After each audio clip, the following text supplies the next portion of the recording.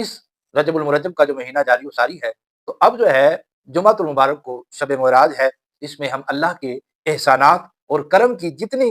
عبادات کریں اور اتنا ہی کم ہے، کیونکہ یہ وہ رات ہے جس میں ہم پر 5 نمازیں فرض کی گئی، جو ثواب میں 50 کے برابر ہے، کیونکہ اللہ تعالیٰ نے ہمارے نبی رحمت صلی اللہ علیہ وسلم کو اپنی رحمت سے اپنی زیارت کا شرف عطا کیا۔ رجب المرجب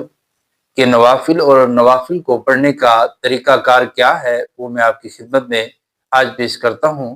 میرے اور آپ کے آقا و مولا صلی اللہ تعالی علیہ وآلہ وسلم نے ارشاد فرمایا کہ رجب المرجب میں ایک رات ہے جس میں نیک عمل کرنے کی جو ہے 100 سال کی عبادت کا ثواب لکھا جاتا ہے۔ وہ رجب المرجب کی 27ویں شب ہے، جو اس میں 12 رکعت اس طرح پڑھے کہ ہر رکعت میں سورہ فاتحہ یعنی الحمدللہ رب العالمین اور کوئی سی ایک سورت پڑھے، اور 2 رکعت پر التحیات پڑھے، اور 12 پوری ہونے پر وہ سلام پھیرے۔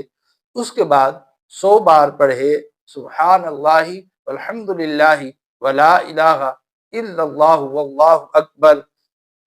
اس کے بعد 100 بار استغفار پڑھے، یعنی استغفر اللہ یا استغفر اللہ و اتوب الیہ، اور 100 بار درود پاک پڑھے، اور اپنی دنیا اور آخرت کے متعلق جس چیز کی چاہے دعا مانگے، اور صبح کو جو ہے وہ بندہ روزہ رکھے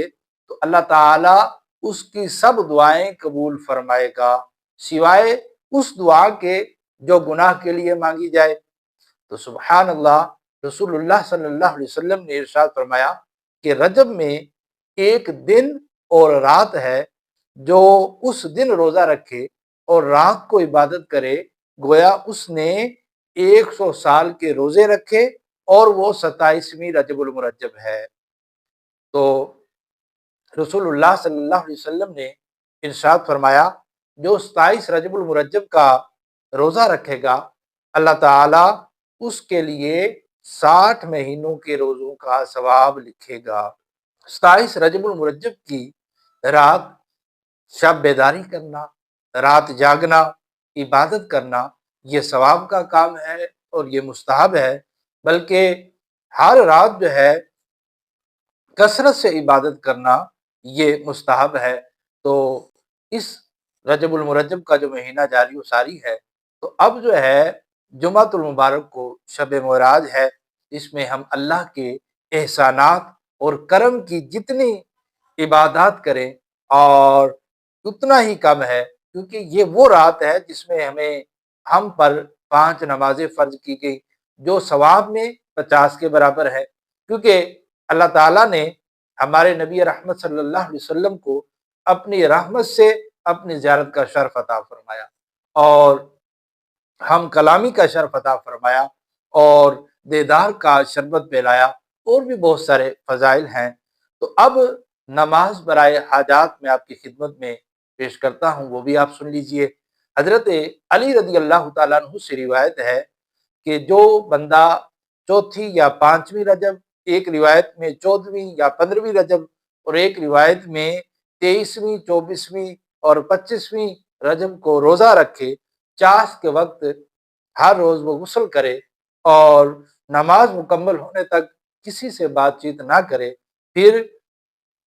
3 سلام سے 12 رکعت پڑھے،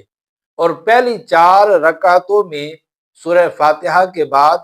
3 بار سورہ قدر انا انزلناہ فی لیلۃ القدر، یہ مکمل سورت، اور سلام کے بعد 70 مرتبہ لا الہ الا اللہ المالک الحق المبین لیس کمثلہ شیء وہو السمیع البصیر، اور دوسری 4 رکعت میں سورہ فاتحہ کے بعد سورۃ النصر اذا جاء نصر اللہ والفتح، یہ مکمل 3 بار سورت پڑھے، اور سلام کے بعد پھر وہ بندہ فرمایا کہ 70 بار یہ پڑھے انکا قوی معین واحد دلیل بحق ایاک نعبد و ایاک نستعین،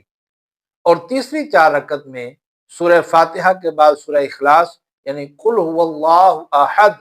3 بار پڑھے، اور سلام کے بعد 70 بار سورہ علم نشرح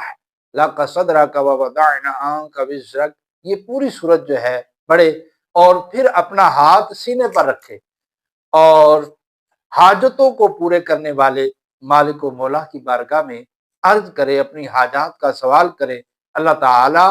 اس نماز کی برکت سے اور اس کا یہ جو وظیفہ رسول اللہ صلی اللہ علیہ وسلم نے ارشاد فرمایا، اس کی تمام حاجتیں پوری فرمائے گا انشاء اللہ الکریم۔